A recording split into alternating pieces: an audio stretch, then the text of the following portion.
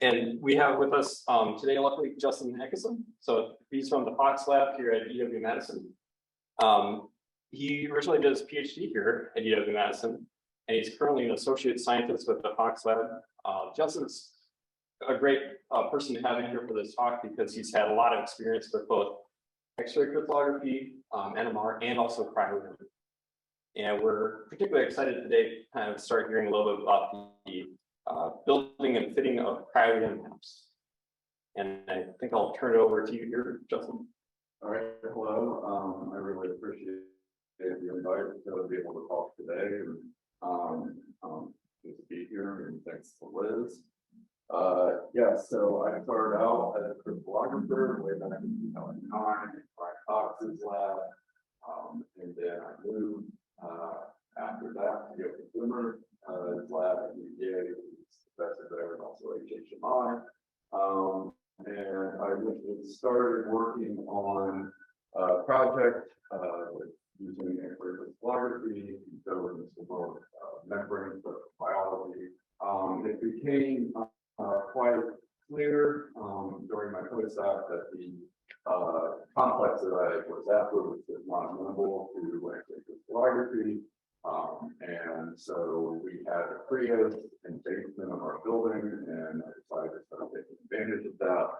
And so I moved into cryo and was able to get some information from that. And so I'm going to go through sort of really the talk is going to be sort of just assuming that you have a map at this point and sharpened and that you're ready to start building into it.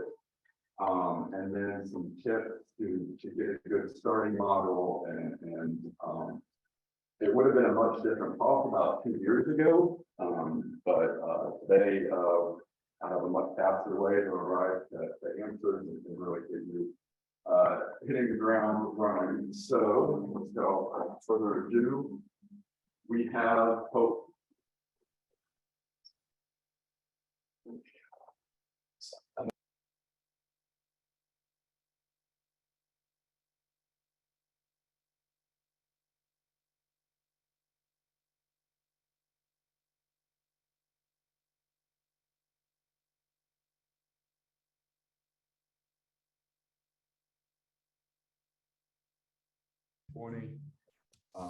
And so now we're thinking about how do we make this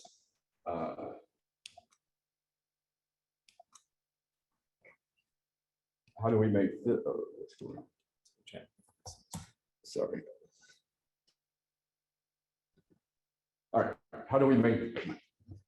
Well, I guess we're just moving on. Sorry about that. How do we build this into that? I'm not sure why my PowerPoint is acting up.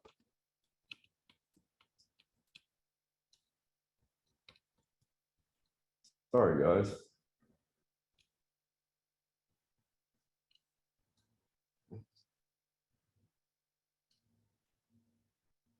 Stay.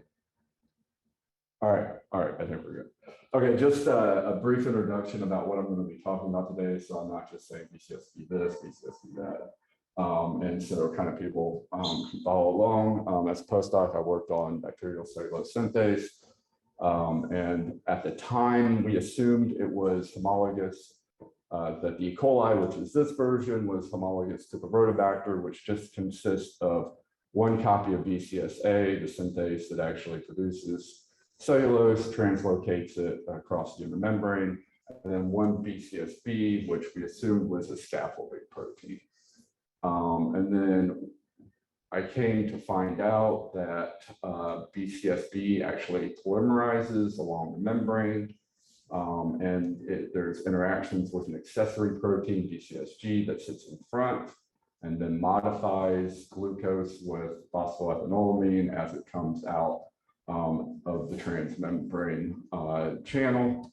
And then there are all these accessory proteins in the cytoplasm too that we never really knew what did, but were on an accessory operon that is found typically in enterobacters such as E. coli.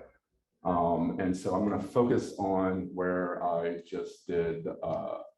We're fine with that. I'm gonna focus on where I just did local refinement of the BCSB hexamer here that has much better resolution than this rest of the part that's in this large element G micelle and these poorly resolved accessory proteins. And some further work that I'm actually going to be collecting on next month at NCCAT is the interaction between the porin and the intermembrane complex, because coli is a gram-negative bacterium and it needs to produce the cellulose and move it through two membranes. And we finally have, or the lab finally has some data on the interaction there, and I have free time to NCCAT, so I might as well use it. Okay. So your hard work, dedication, perseverance paid off, and you have a map that you're thinking about finally building into, right? So you have a lot of things you want to consider sort of before you start building. Hopefully you've been able to get it into kind of a target resolution between 4.5-ish to 3-ish. You know, better than 3 is obviously better, but at this point you're starting to move into Phoenix Auto Build and more automated processes to actually do all the model building for you.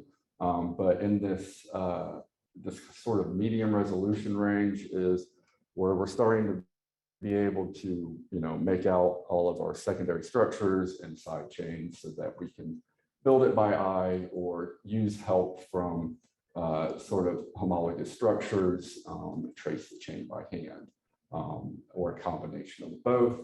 What I'm going to show today is how to build BCSD rather quickly with the technology that's out there now. At the time, the entire thing was traced by hand. So a little more, it was a little harder work than how easy I'm going to make it look today. So one of the other things you want to think about is there's a lack of fiduciaries in cryo-EM maps where in an X-ray crystallographic, you know, electron density, you might have an anomalous or something like that, selenimethyene, something that gives you a definite landmark in your map. So if you have 2 methionines, you know, a couple of residues apart, it's always a good starting point. But you can do things though. You can bind antibodies or nanobodies. You can engineer, you know, epitopes in the different places that you have a known antibody or nanobody interaction. You can use fusion proteins to tell you basically where the N or C terminus is, or you can, you know, exploit ligands in a known active site pocket with known interactive residues. All of these things can also help in EM maps that, you know, help in crystallographic maps as well. And really important, and obviously if you're trying to solve the structure, you probably have been working intimately with your protein for a long time, so you would know a lot of these things, but what are the structures of homologs? Are there subdomains of your protein that have been solved maybe with X-ray crystallography or NMR? And are there predictions available? And what sort of sequence level analysis is there? Or can you or have you performed on your sample or sequence? And then finally, we'll get to, you know, the software to help build and replace your model. And just for everybody out there, there are a lot of great like learning resources out there. If you're, you know, kind of out on your own island working on building structures and whatnot, NCCAT has a winter course that they do, and they post all of their videos online. And they have little tutorial modules where it's not just a very simple thing, but it's a good basically tutorial that Oliver Clark from Columbia set up. That's nice that you can download all the components and follow through the PDF. You can watch the video and follow through with him. So it's nice if that's something that you would be interested in. And then also all of the programs, Coot and Phoenix, and Coot has fantastic documentation and it's constantly evolving. And COOT is also constantly being updated and to try to stay at the forefront of all structural biology, and including cryo-EM. And then the offshoot of the CCP4 bulletin board, you can ask questions, and very good people that have been doing these things for a long time are very happy to answer lots of questions. You can interact with sort of some of the pillars of the structural biology community. And everybody's pretty friendly, so that's nice. And then finally, useful websites, SB Grid, which is our main structural biology repository. So a lot of the universities have this now, but it also has tutorials, or it has news, stories from users, new programs and new things that are coming out. Every week they do like a lunch, and somebody gives a talk, and they're pretty good with new programs and new analyses. Always familiarize yourself with sequence analysis or database. My preferred is UniProt. It's my one-stop shop. So it has BLAST, alignment, PFAM, known structures. If there's an AlphaFold model, it will be there. So that it gives you a lot of what the protein does, where it is in the chrome, all this extra information you may not need to solve the structure, but it really has a good aggregate of everything known about whatever specific gene that is. Sort of homologous to that is the conserved domain server from NCBI, and they actually use a lot of the same, they actually go into a lot of the same servers, like PFAM and things like that. This does good multiple automatic, I guess, already put together multiple sequence alignments and things like that. And then for your sequence level analysis, it's always good to use something like ExoPred, which was initially derived to kind of show whether or not your sequence would, or your protein would crystallize or not. But it has a pretty solid secondary structure prediction, and it does disorder prediction. This is pretty important when you're building a model. I typically like to just trim out anything that's disordered right off the bat, so I don't have to mess with it. And it could really help you if you just have a loop going into nowhere and you don't really see the space. And finally, Max Planck has their bioinformatics toolkit that you can search your sequence against the latest dump from the PDB to get whatever has come out that week or prior, if there's any domains or parts of your structure that you have homology to. And then obviously the software. So I mentioned SB Grid. If you are a member of the SB Grid lab, an SB Grid lab, I would highly recommend downloading it to your computer, because one lab license can go on as many computers.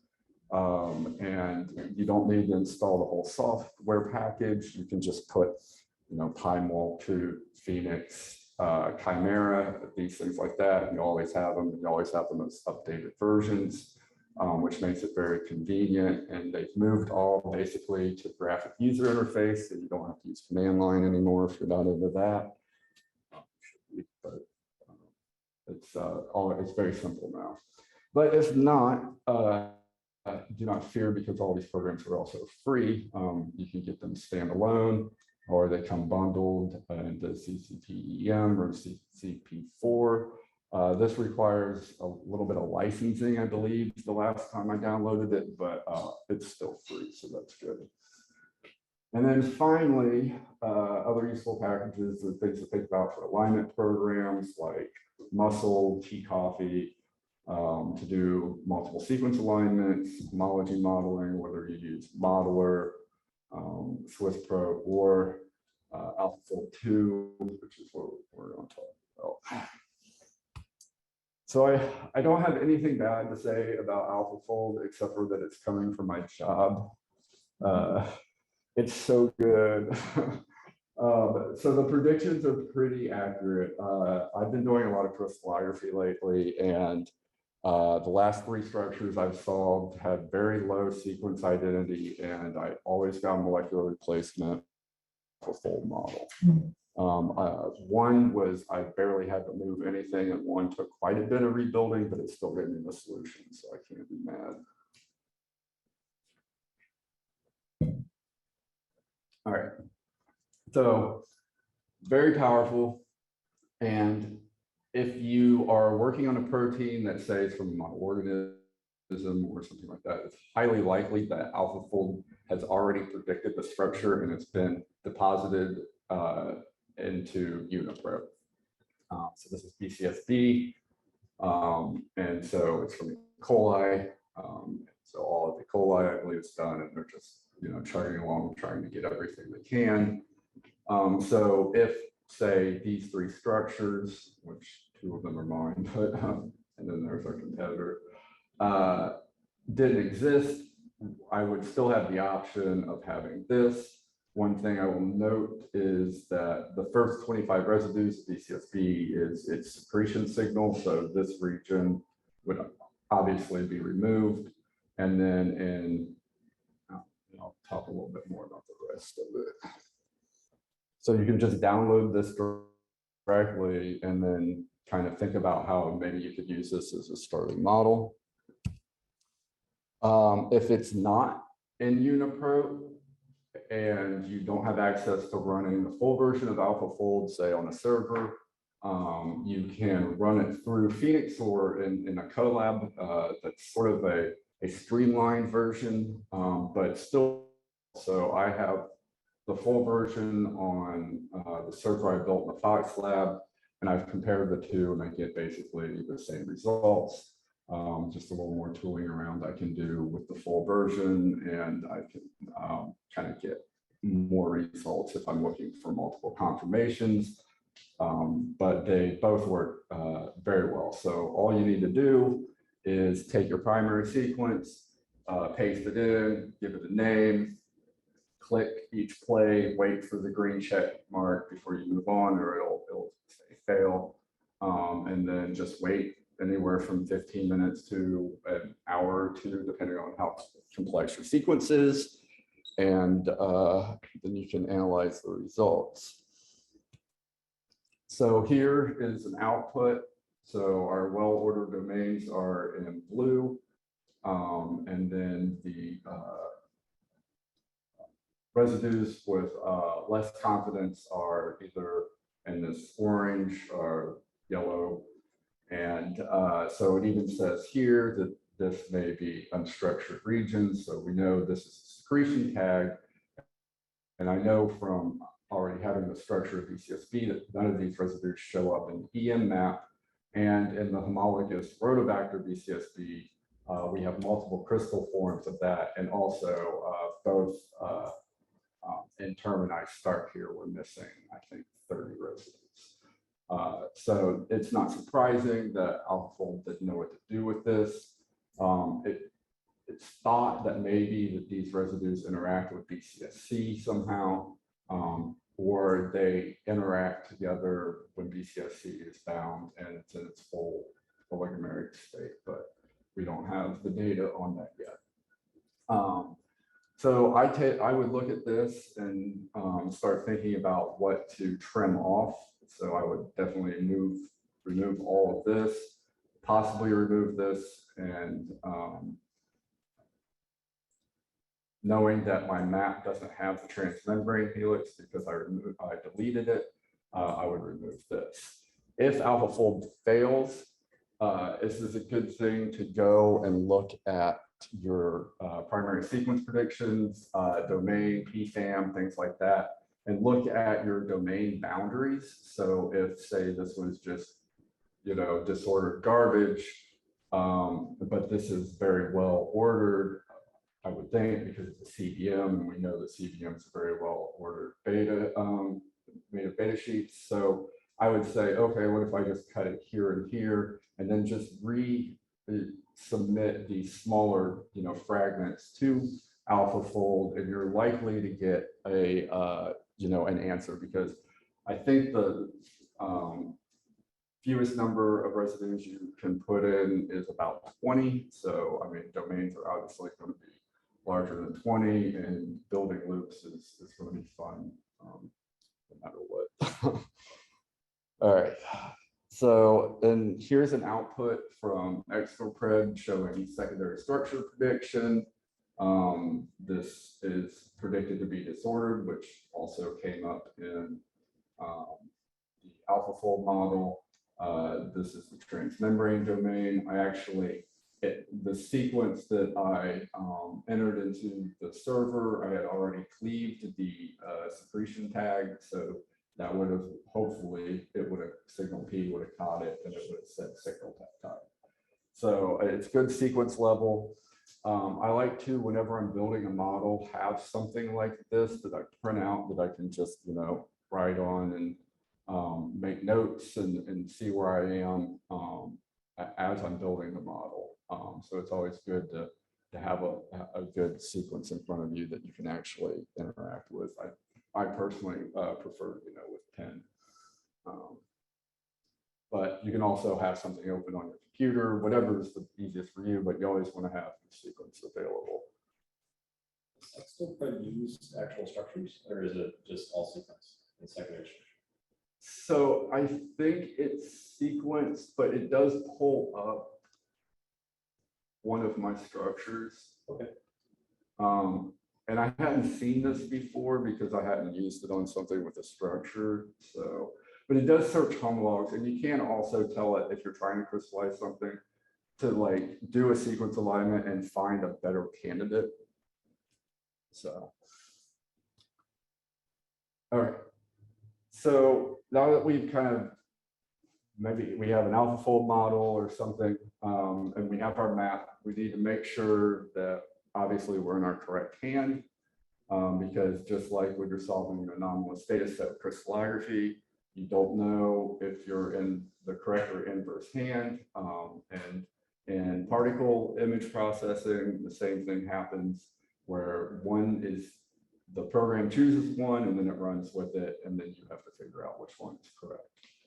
So the easiest way to do that historically, I think, and it comes today, is to look at the alpha helices. So this is an alpha helix that I dug out of the back of this somewhere in one of the rhodopsin-like domains. And so you can compare the two, and you can see this is a left-hand, it's not hard to see in this image, but I'll make it more clear here.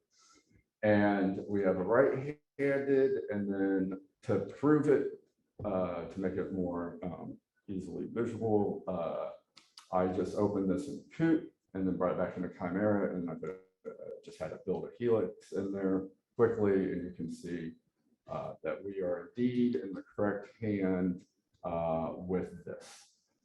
So if it's not, load it in Chimera, and then you can Z-flip it. And I like to try to figure out the hand as early as possible in the data processing so that I can just refine with a mask that's in the correct hand already. And then you just know, and you don't have to worry, and keep flipping your maps every time you want to look at something or refine something. So we have our correct hand. Now we need to think about how we want to begin.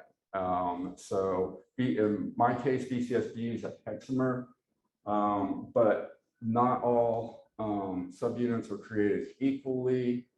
As we could see, chain A, this is the one that would sit right on top of the synthase, and then the cellulose would come out here, have some disorder in this region. And then kind of my problem child, chain F, has pretty poor density. I think in later maps, I actually got a much cleaner BCSF, but it still has a lot of variability in this region. So we thought it would probably be best to go after one target, but inside. So chose chain B because it has contacts with, two neighbors. So it gave it the most overall structure. I mean, C and D would probably work out as well too, but another thing to know about the hexamer of BCSB is that As we had a comment just from the chat, I'm wondering if it's possible to use a mouse instead of the pointer. I guess the people on Oh, Remote people can't see our pointer here. all right. Sorry about that. No worries. So as BCSB kind of translocates about the axis about 40 degrees. So if this were to sit flat, that you would fit 9 total. What it does is it not only goes around the membrane, but it also stacks on itself. So each of the BCSBs are slightly raised to each other. So there is sort of the stacking domain that goes through here. It's all disulfide bonds. And at some point, basically BCSB would be straight up if it wasn't stopped by other things that would sit in between here, like BCSG.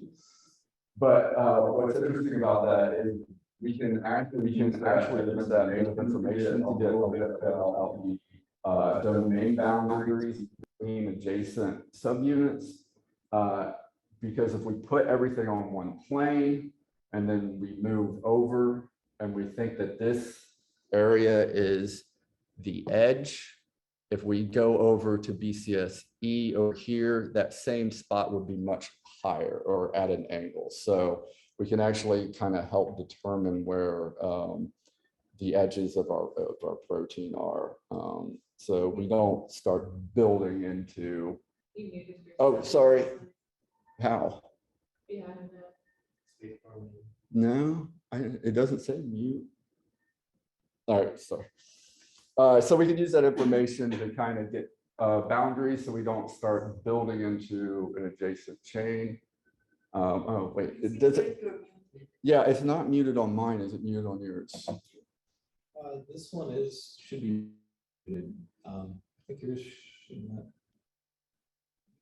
We're not muted. All right. Okay. Can everybody hear me? Okay. Okay. All right. All right. All right. So yeah, so that way you're not building your chain off into an adjacent amount of density that belongs to one of the other chains. And another thing that's kind of nice is since this is kind of difficult to build into just this one area when you have all this, other density around it, you can, take it into something like Chimera and then delete out as much as possible so that you can just build one chain. And so that's what we ended up doing is we just traced the entire chain and then I just translated it, moved it up a little bit and then fit it till everything fit in. So that kind of worked out well. So some things for Coot is we think about actually using Coot as the model building part of this. Is there are a lot of good extensions and settings you want to think about. Coot 9 really started incorporating more things for cryo-EM maps. And in doing so, they were very nice and moved a lot of the menus around.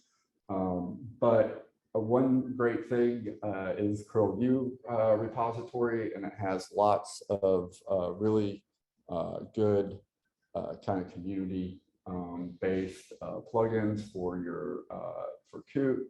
I think for cryo-EM, Oliver Clark's trimmings is very good. It has a lot of useful settings that are very useful for crystallography as well. One thing that I really like is that if you add a residue, it auto real space refines it, because Coot really likes to, when you add residue, for some reason, put it out in the outer space sometimes. But when you automatically refine it, it pulls it back in, which is nice. And you can edit his script. It's very well written where it tells you what each setting that he chose does. One thing it does do is it removes your ability to change the contour with the scroll wheel on your mouse. And I had to immediately turn that back because I need the scroll wheel. But it's super helpful. So I would recommend some of these, and people like to do key bindings for things. It's all preference to how you want to use it. But it's really nice to have these when you're dealing with cryo-EM maps. And when I open a model in Coot to build, I typically immediately go to draw and open the sequence view. So that makes it super convenient to have your sequence that you have built available to you, aligns all the chains together, tells you what your secondary structure is. You can click on a residue, it goes right to it. And then you can say if you want to fix residue 200 in all of the change, you just click down through it and it takes you right to it immediately. So that's very nice. You don't have to keep going up to the display manager, those things like that. So that's convenient. The other thing, especially when you're dealing with medium resolution, is being mindful of the geometry, especially your Ramachandran restraints. So they can get out of control very quickly. The program tends to want to satisfy the density and not the geometry a lot of times. And what's important with that is to open up your regularization and refinement window. If you don't have trimmings, Ramachandran will not be selected automatically, but you should select that whenever you're building anything, in my opinion. And you want to be mindful of what you're doing your real space refinement. So if you're putting in residues, or you're just going through the chain and doing real space refinement, and you're at a loop or an alpha helix, and you're just building in this, what should be an alpha helix, Coot's just going to satisfy the density. It's not going to build an alpha helix unless the residue is a sufficient quality, or the density is of sufficient quality. So you need to have it restrained. And so you can restrain it using these radials here, so that you can maybe, actually build a helix and not be, 4 or 5 residues out of register when you get to the end of a block of density. But always, when you get to a loop or something like that, be mindful that it's on. There's usually a reminder in the bar, because you can make some very terrible things happen. So it's good to have all of this. For the most part, I think that's all I typically just leave on, and everything else I do manually. Oh, no. All right. So I'm just going to kind of switch over real quick, and we'll see if this works, because I'm sort of in the testing phase. All right. So I'm going to just show some quick stuff to kind of give an idea of how to kind of work a model into a map. And so, like I said, this was all hand built at one point in time, but this I just made an alpha fold. And I have this opened in Chimera, and I have my map, contour, step 1, so that you can see all the features. I move the transparency up. I move it from a slightly less than dull gray color. And I'm going to attempt to see if the AlphaFold model fits into my map, if it was a good prediction. So basically, I just need to go to Tools, Movement, Molecule, and I'm going to attempt to just kind of stick this into, it's not too bad. This might take a little work. Stick this into the B chain of our map. And what we can do, which is one thing that I think Chimera does pretty well, is fit and map. Coot can do a lot of different ways of morphing and jiggling, but sometimes it can mess with your geometry of your model, where this is just a rigid body. It fits where it thinks it should go. So kind of update, it'll kind of, look around and see. what that looks like, and I can inspect it.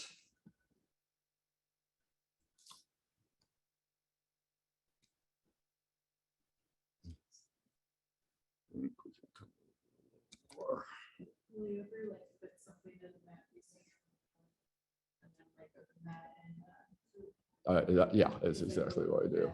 because I had, I feel like I have used Yeah, for all the initial stuff, I feel like it's all Chimera, and then all of the actual like refining and building it is in Qt. So that looks pretty good. And so this is just an AlphaFold model, and makes me sad that it came out a year after I built this model. So it has pretty high confidence. We can kind of tools.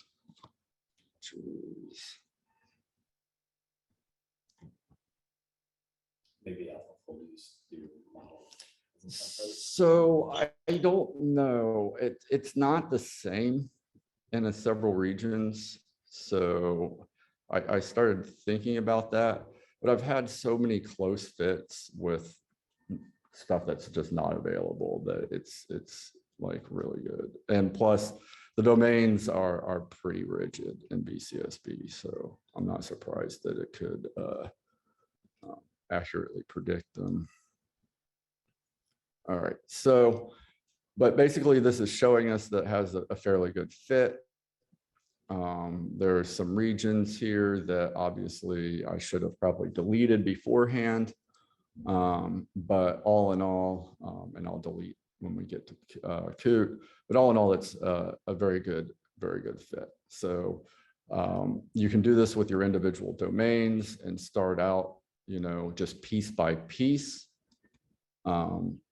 building and solving a structure. And then if we move over to Qt, which I already had it preloaded, we can get sort of an idea of how well things are looking. And so we have good, pretty decent fit, I would say overall. I would trace this chain completely myself out of habit and start inspecting, and so we can go over, you know, some of that stuff. So here, I'm just gonna start this alpha helix real quick, just to kind of give you an idea. All right. Let's see. All right, that looks good. Oh, and so map estimate to make sure that we have the proper weighting. And then we'll always use real space refinement unless things get out of control. Then we'll send in some regularization. But screen. Whoa. All right, so our planes aren't fantastic, but that's likely because it's disconnected here. So it'll be sorry, the thing's in my way. All right. All right, so I'll just basically spin through. So draw, turn on your sequence. So we can go to the N-terminus, and then invalidate, we have Ramachandran. So that tells us we have a lot of issues here.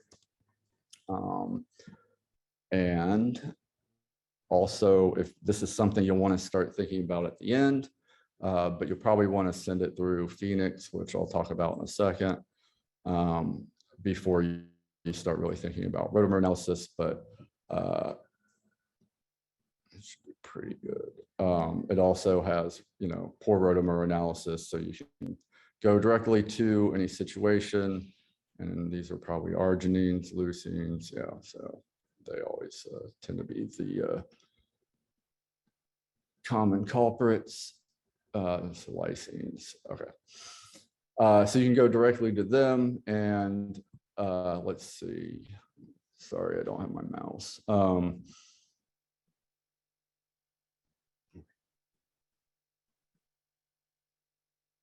right, and it's fit reasonably well.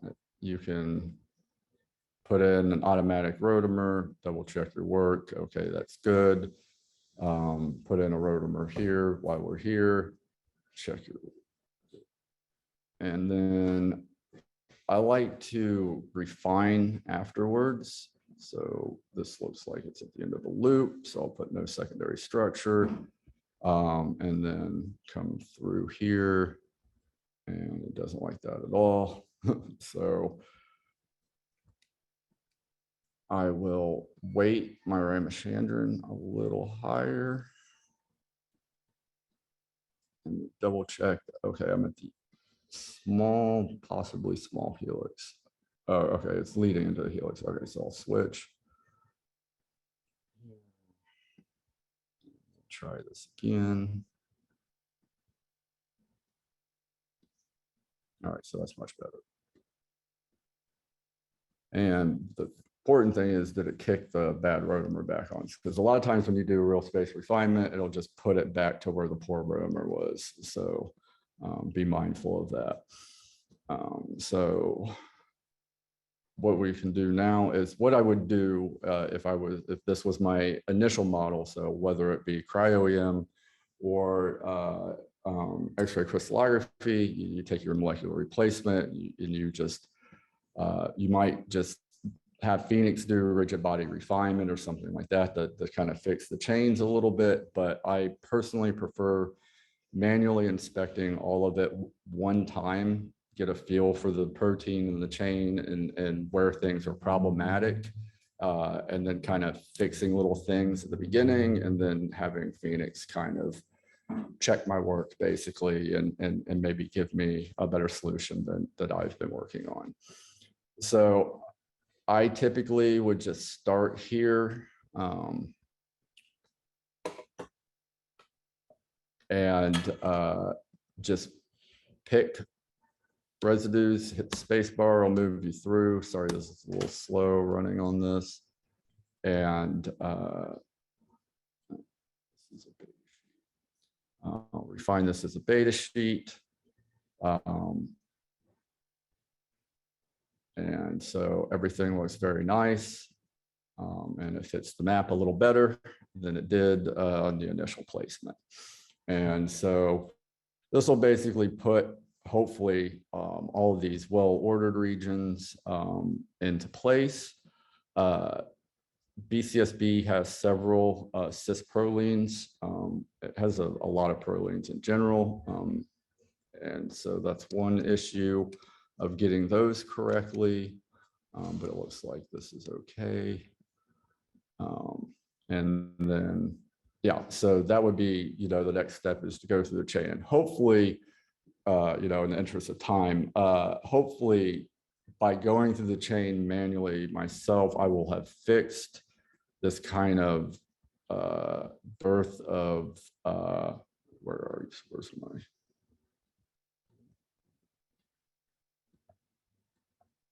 oh, here we go.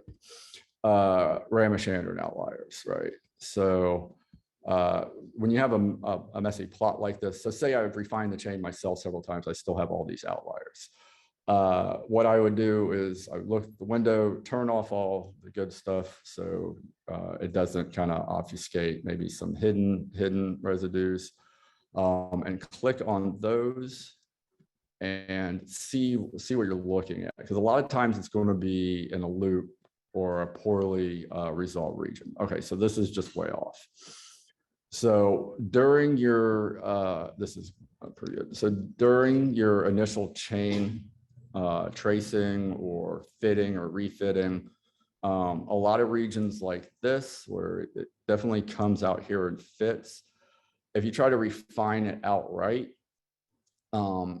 due to constraints of whatever the last thing you pick for real space refinement is going to cause it to not want to sit where you want it to. So I find it easiest, not really, I find it easiest to delete a residue or a lot of residues, but in the case that you have good density, it's just things are just way out of register. If you delete a residue, it'll give this like the degree of freedom that it needs to move. Otherwise, it being tethered will cause it to not want to go where you want it to, and then just getting aggravated. So at first I'll refine it. And let's see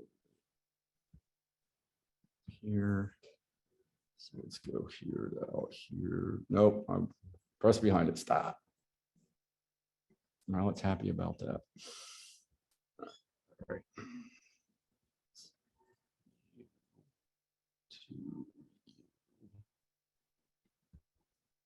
And see, you have like this freedom to pull away from up here. That if it were to be bound, it could be argumentative. So we can check how close we are here. And it looks like this actually should swing into here. So this should come over and then make sure come up here. Back here. All right, I think that looks pretty good. Where's my okay? All right, so one wonderful thing about Coot and Chimera is that you are constantly chasing windows around. So, you know. Oh, no, it's always, I'm fine. I usually do this at home at night on my laptop, so I'm pretty used to it. I think so. All right, so now we've kind of put some of these residues to where we believe they are, and then we can come back in, say add residue, put this residue, come on, there we go, and go ahead and hit accept. And then after you add residue, you always want to do real space refinement. And okay, so we've fixed this, you know, minor region, and then I think we were at 25 Ramus standard outliers, and now we're at 23. So, you know, a step in the right direction. So we moved the residue I initially clicked on, which I forget, what are you? It's gone now. We moved it into a, you know, good geometric space. And so I continue to do this over and over, and it becomes an interplay between Phoenix and Coot. And let's see, for the most part, that's, you know, some of the easier stuff. I don't think I have time to go into like rebuilding sections, but I'd be happy to, you know, build a tutorial or something, or help people do de novo modeling. I just think with AlphaFold, there's no reason not to take advantage of it. It's just a very powerful tool. And while there is a good art in building models and structures and a good skill to have, you shouldn't work yourself over what you need to when you are, you know, need to get your answer and to move on to the next thing and, you know, whatnot. So take advantage of everything you can. After you say, or let's say, I'm happy with this, I just save my coordinates, select file name. It'll give me whatever it was plus Q plus 0, and this will go into folder that I was just in. And we would move into Phoenix at this point. So here, Phoenix has the newest versions are broken up into a bunch of different categories now, where you have basically mostly crystallography stuff, model building, and then a whole section on dealing with cryo-EM maps. And they're always adding different things and working on their version of like solvent flattening and things for EM maps that has been quite useful for crystallography for many years and can aid in certain situations. But the important thing we want to do now is just to, see how well the model that we built kind of works with both the map and with, what real life geometry should be. And I should probably fix this too, but we won't have time to run this because it'll probably take an hour or two. But what we would do is just move our model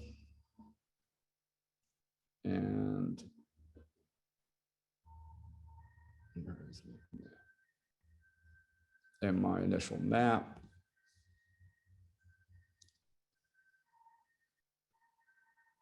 And we go to our refinement settings. Initially, you'll probably want to keep most things kind of the standard stock settings.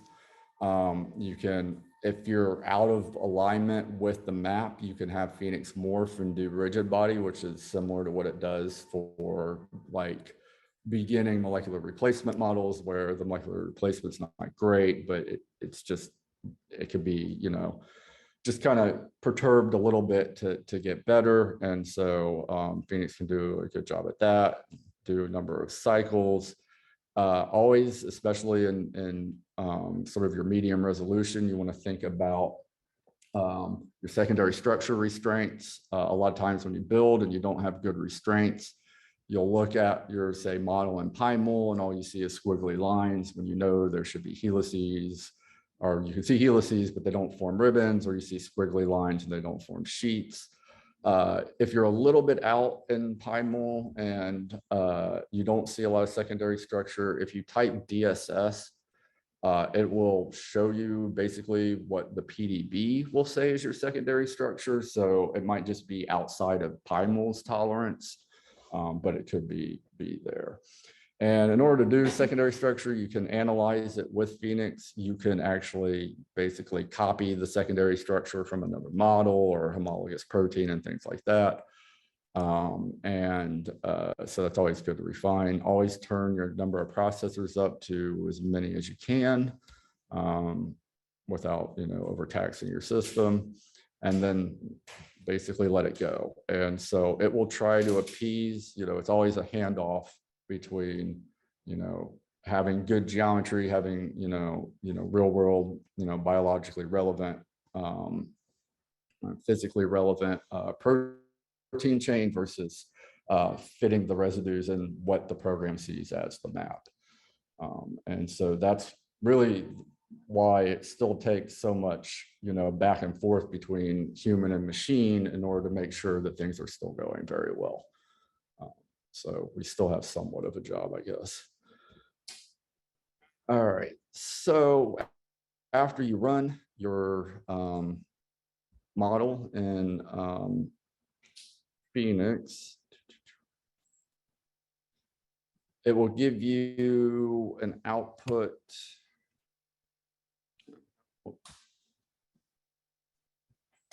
that looks like this.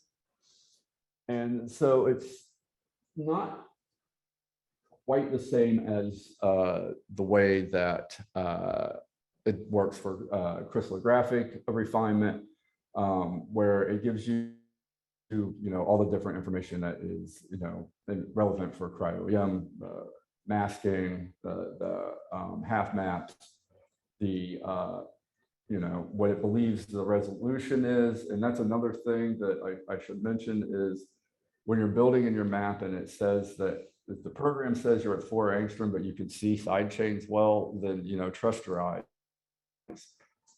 Because I've had maps that have been fairly low resolution that were very easy to trace the chain. And so you might think you need to get better and better and better, higher resolution, higher resolution, higher resolution, but in actuality, you might have just a really nice map. It's just coming out as lower than what you think it is. But it'll give you the important things that, you know, structural biologists will hammer, your Ramachandran restraints, and then your C alpha outliers, which I really, really hope everybody calls kablams. And if you have like a high percentage of this, it'd be good to go to these residues and look if you're missing secondary structure, if you're missing some sort of restraint on the residue that's causing the C alpha to be off, which most of the time is going to be because it's either part of a secondary structure it shouldn't be, or it's not part of, or it's, you know, it should be in a different secondary structure or have a secondary structure at all. So it's really good to kind of just like, you can pull up, so it gives you a mole probity score, which is a classical way of just running a whole bunch of statistics against your protein model. And then it will actually list out all of these individually for you. So you can just, this will be connected to Coot. So if you click on it in Phoenix, it'll take you to the residue in Coot, which is very convenient. And then you can kind of fix all that, run a new refinement, check your change, see how much more needs rebuilt, and so on and so forth. Until finally you do, as the great Bernard Rupp said, refinement is never finished, only abandoned, and you finally give up. And then you deposit it in the PDB. And so I just wanted to, I have a couple acknowledgements over my years here that I just kind of stuck on here because, like, for the most part, for model building and things, I'm self-taught, but I have had a lot of help along the way from my mentor, Brian, and the postdoc I worked for when I joined Brian's lab that made me do everything the hard way, which I guess was good for me when I learned to build models. And then Chris came along and showed me the automatic way to do those things, which was also helpful.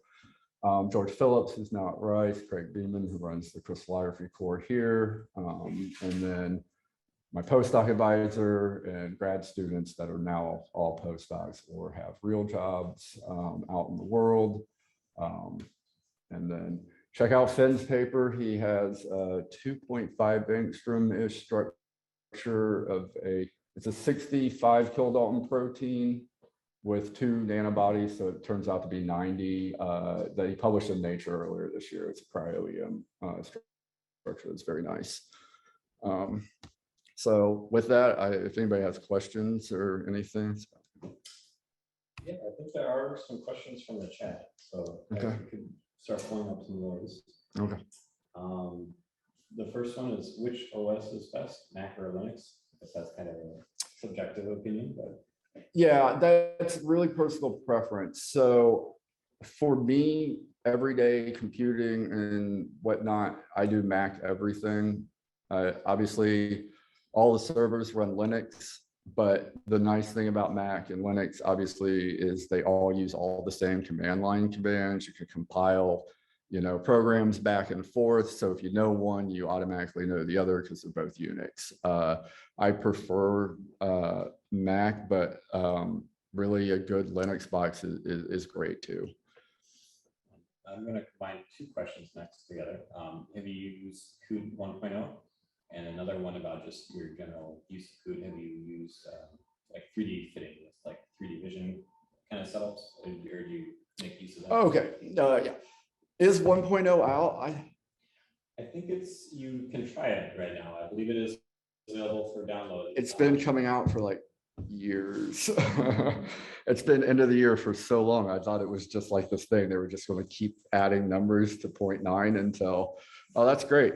I mean, I'm not really sure what the 1.0 signifies, but yeah, I'd love to give it a try. I'm usually pretty good about always getting the unstable branch open to always get the latest nightly builds, but I haven't been doing that recently. I've been slacking. It's still not available via SQL some other Yeah. places, so I think it's still. Yeah, yeah, I'll just get it through Emsly. Great, that's actually really cool to know.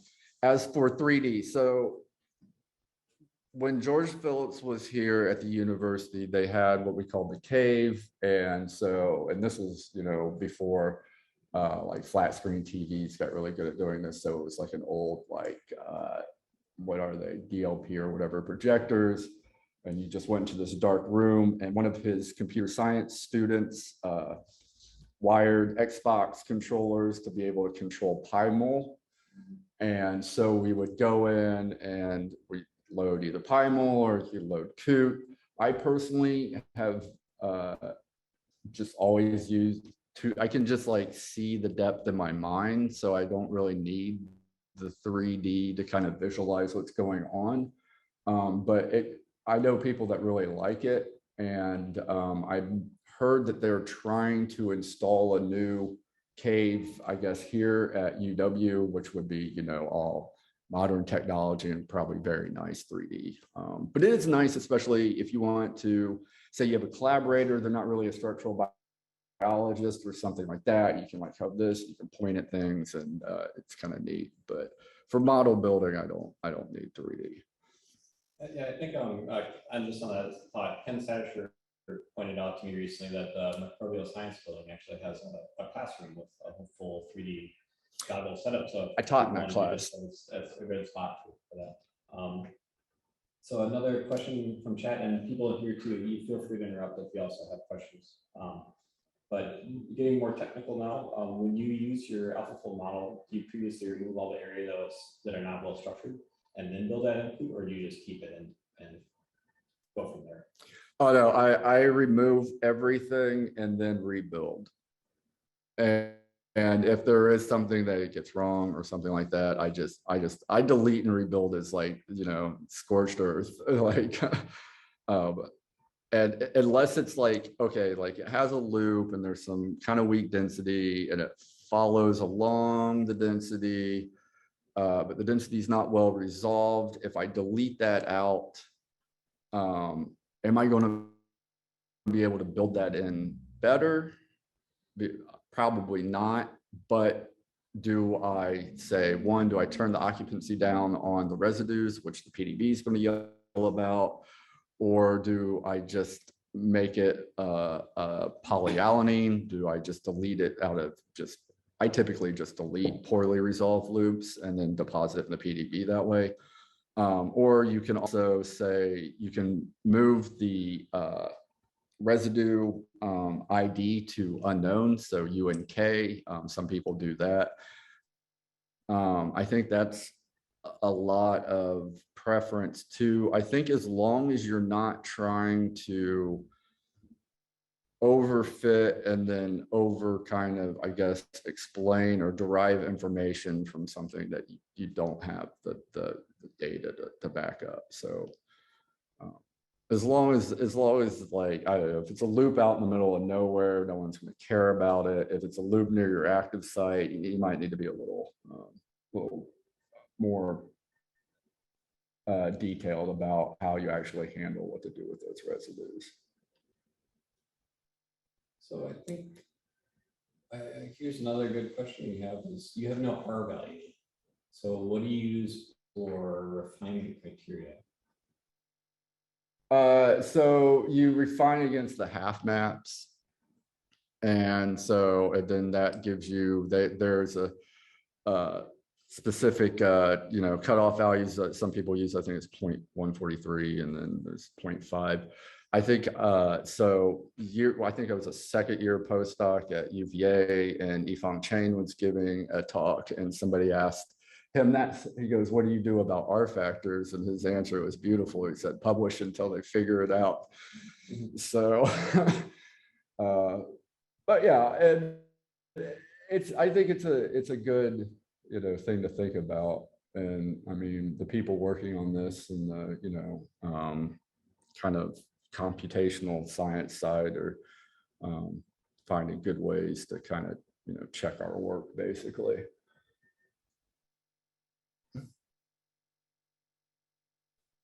So let's go down a little bit. Feel free. Do you want to do one or two more questions here? Oh, yeah, fine. Okay.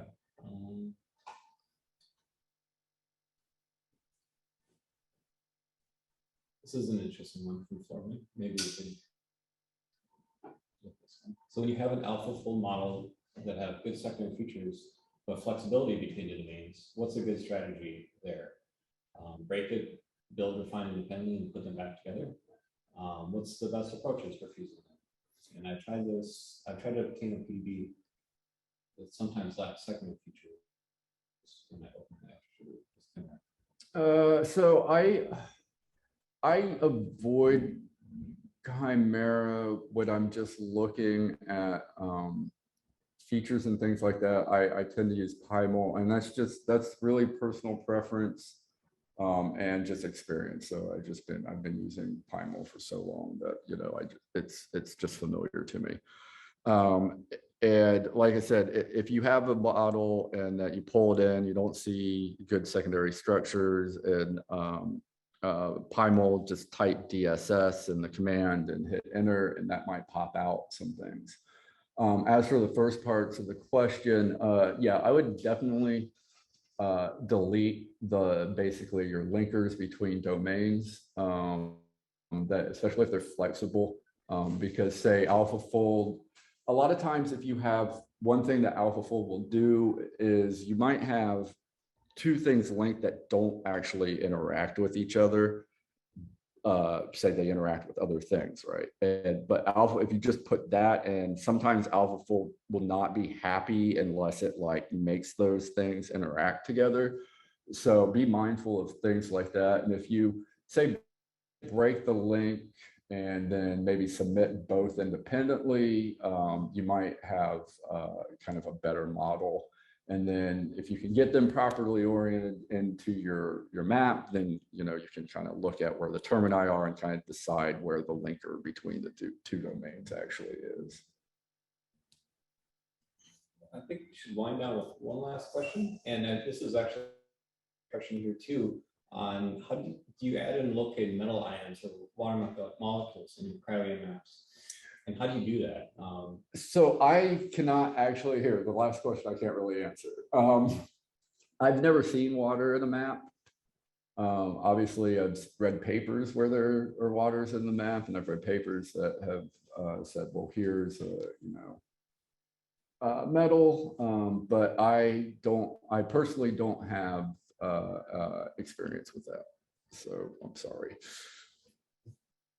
I would be curious if ions, how those densities look in maps, if they show up, and if they look different than X-ray.